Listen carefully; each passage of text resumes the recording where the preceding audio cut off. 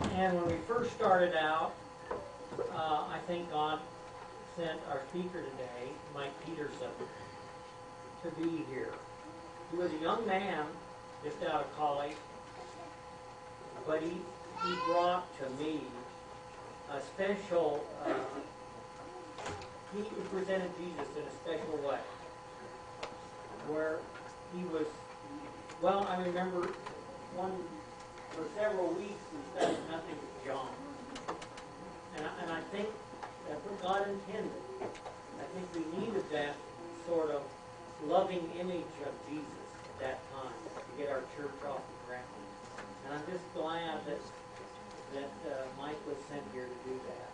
It's my pleasure to introduce him this morning to you that don't know him. Marilyn, it was nice to hear you sing again. Marilyn was the first person I ever baptized, and it was totally by accident. Did you know that? Gerald Lehman was supposed to be here. The baptism was at 2, I think, right? And he thought it was at 3. So when we were getting done here, he drives up and pulls out his wading boots, and it was all over by that time.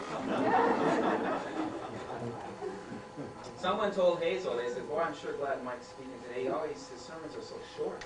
But I want you to know I've been cured of that illness. So I hope you're comfortable. It's good to be here. Sherry and I were figuring out coming down here. It hasn't been 10 years. It's been 11 for us. I think my first sermon was here in June, even before I got whatever they did to me. So many memories here. So many memories. It's good to see those of you that we know. We miss those that couldn't make it today. It's especially hard coming back and knowing some of the people that were here we'll never see again here. I remember the very first day we were full. Brian, did you make it? No, I don't see him. Brian Snow was going to come today. He came in the back door there and he said, remember there was a little sign on the door? It said maximum occupancy 132. You took it down, huh? I think the fire marshal was not happy about that. Anyway, he came in, he said, Mike, he yelled up here on the platform, the service is already going on. He said, one more and we're in violation of the fire code. But we didn't care. Those were really great days. We had big dreams then, didn't we? I remember one time we put together a committee and we went looking for a bigger church. We actually toured a Mormon church that was for sale up here. Remember that? And we tried to buy this and that, and we were talking about going on the air and all that type of thing. Well, those were good days. Very, very good days. My first sermon here, I remember, just almost clear as a bell. And I'm glad you didn't remove the pink paint from the window. For some reason, I've always remembered that ugly pink paint. That day, Stephanie Holcroft was sitting right here. My wife was on the next row. George and Glorina Eddinghausen were back where Kim and Jana are now. I think Lois and Don were in the back row back there, right? Probably. You always sat over there. You changed. This was not our choice. Oh, you They're sitting in the wrong seat. Then there was Lyndall and Larry. When I see Lyndall again, I have a bone to pick with her. I'm never going to forgive her for being the first one to die on me. We'll have a chat about that. And then in front of Lyndall was Robbie Roberts. He's sitting here. And then the Richards family, Dave and Linda and all the kids, right here on the front row. Was there anyone else here? Do you remember that day? You were here that day? And Lynn, you would have been over here then, right? Good. But you weren't here. Today I want to share with you something very, very personal about my own life. I'm not big into sermon titles, as you know, but the one that's in the bulletin is especially fruitful with insight about where I would like to go. This Pilgrim's Progress. And I'm not telling you about my life because I think you're particularly interested in it, but only because in the last 10 years I have visited theological and spiritual hell. And maybe I can help you avoid those kinds of things that I went through. And I want to tell you about the fact that I've discovered there are two kinds of Christian lives. There's the low Christian life, where most of us start, and then there's truly a higher Christian life that all of us can experience. The lower Christian life has to do with forgiveness, the notion of Christ wrapping our lives with his righteousness and glorification. It's a wonderful thing that we have focused on. But I have discovered that God intends to give us something far more than that. And that's just the start, just the very little start of it. My first sermon here was on 2 Chronicles chapter 20. It's the story of King Jehoshaphat and the Midianites and the Edomites. And the Amalekites came up and tried to beat him up. And the whole sermon was about this, how to whip the devil. And I gave you 3 points. One was to turn your attention to seek the Lord. The other was to fast and to ask others to pray with you. You get this out of 2 Chronicles 20. I look back now and I think, yeah, some of that's true. But it was very narrow and certainly misfocused. And I want to share with you why this morning. Because Christ has something far better to offer us than a formulaic approach to religion. It has seemed to me that if we get A, we get B, we're bound to have C. And we've always treated the Christian life just like that. And I have found that that is a dead-end road. And I just want to share with you what I have found. When I was here, I thought that the spiritual life was something we come to. And now I see that it's really a journey that we travel on. So I want to share with you 4 major little turning points, big turning points in my own life. Hang with me, because where I came to is very, very exciting. My last year here, I began to question how much God was really involved in the details of our lives. It seemed to me that there was a great gap, just like you talked about in Sabbath school this morning, a great gap between what this promised and what I was experiencing in life. Have you felt that way?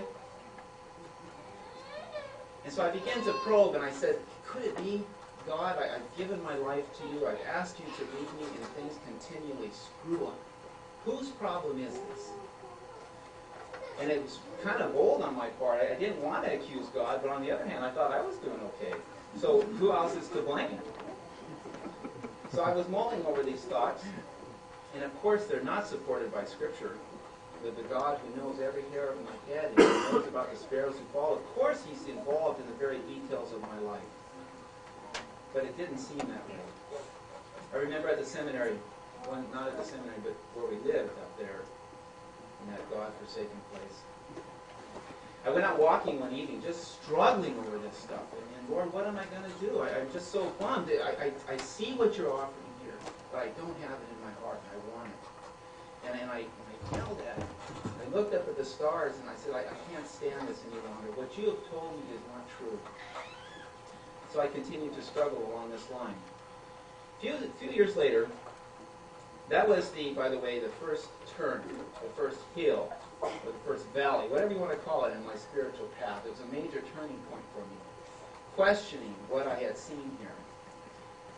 We were asked to go as missionaries overseas, so we were sent up to Michigan again. Not our favorite place in the world.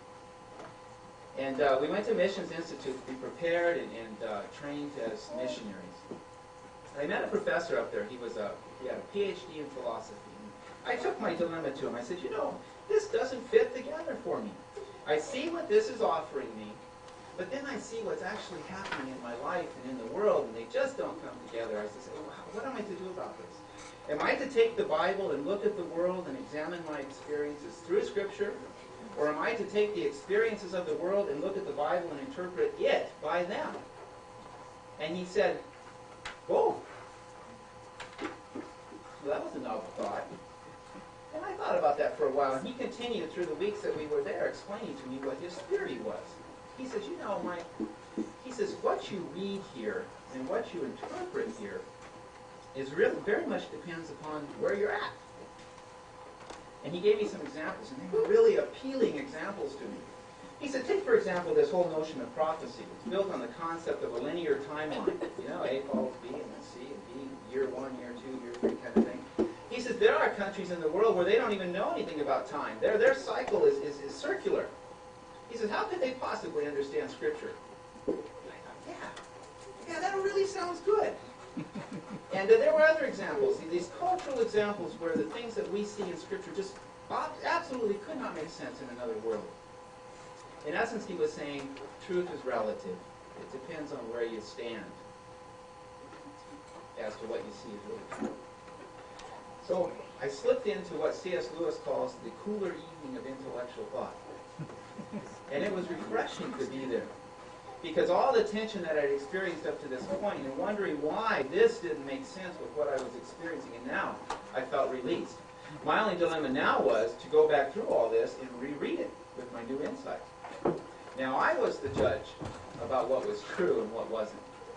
So we went overseas.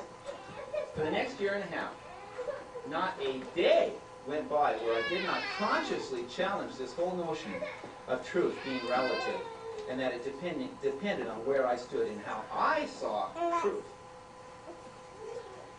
Well, after about a year that we returned to the States, I wanted to do some graduate work, and you could probably guess, I was dead. I was thoroughly spiritually shot inside, because what happened was, as you start probing down this path, eventually nothing is important anymore. There were times when I thought, and this professor actually suggested this to me.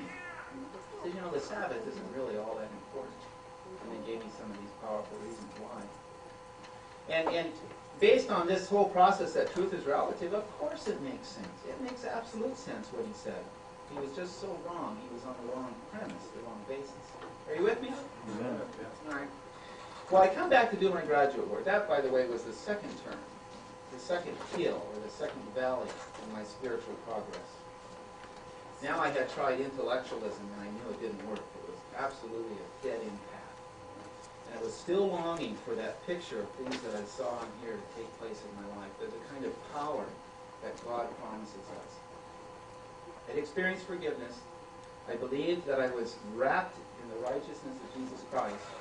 And I had hope that I was going to be glorified someday, but I felt like a bag of dry bones. So, I came back to do my graduate work. I went to Cal State University and I began to study communications. I don't mean to bore you here, but this is kind of exciting to me now. I studied rhetoric, and a part of rhetoric is a study of how we come to know things, right? How do we know scientific things, for example? How do we know intellectual things? How do we know historical things? How do we learn about the psyche and these types of things? And I discovered, and I was very, very thrilled about this, and it had been coming to my consciousness all this time, that spiritual things are known in spiritual ways. Have you heard that before? It shouldn't have been new. I mean, it was right here all the time, right? And that intellectual things were known intellectually, scientific things are known scientifically, psychological things are known through a psychological process, historical things in another manner, common sense is another way of knowing things, but spiritual things are known in a unique way. And that was an exciting revelation to me. It was very, very exciting. I knew that I had been traveling down the wrong path, looking for what I saw here all this time. It was the wrong path. I was trying to solve it intellectually. While here, I was trying to solve it theologically. I've tried to solve it historically. I've tried to solve it through common sense, through logic, through rationale, through psychology, through philosophy, and none of it will lead you to Jesus Christ. So what to do? I graduated there in my program, and I was still frustrated. Although I knew what I wanted, and I knew now how I needed to get it. I knew there was a spiritual path, in other words, to travel. I just wasn't sure what it was.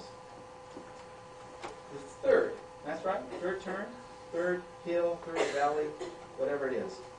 And so I lay dormant for the last 2 years, wondering, what is this spiritual path?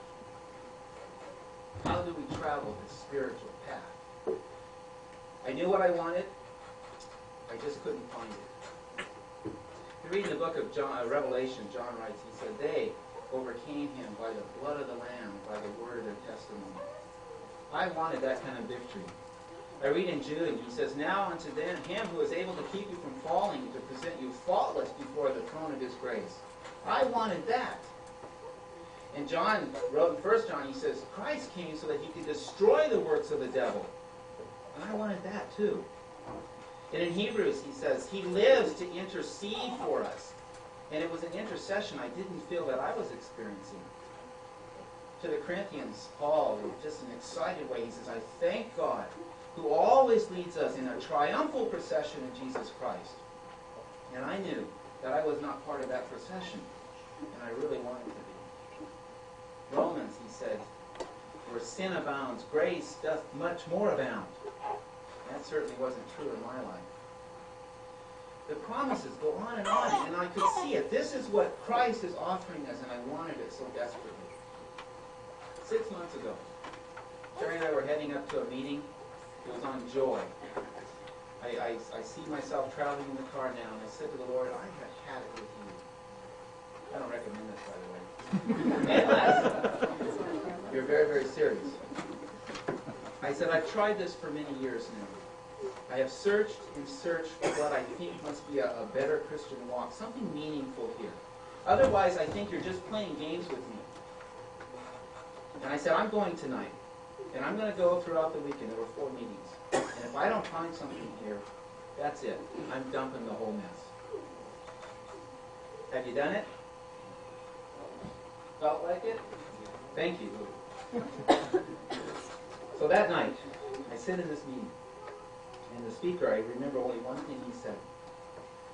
He said, I'm not going to tell you what he said yet. You know, I hesitate to share this with you because of this. We have been so conditioned. If you'll confess your sin, He'll come into your and do marvelous things for you. Isn't that what we've always said? We've had this little formula about confessing and then believing, and we can claim these. And most of you know that that's a really dry experience, right? It's almost as if we think we can manipulate God, as if He's predictable, and He is certainly not. So, if you're looking for a little formula, you will not find it here. But you will find Jesus Christ, so hang on. So he says, he's up here preaching away. He says, now joy, this thing about joy.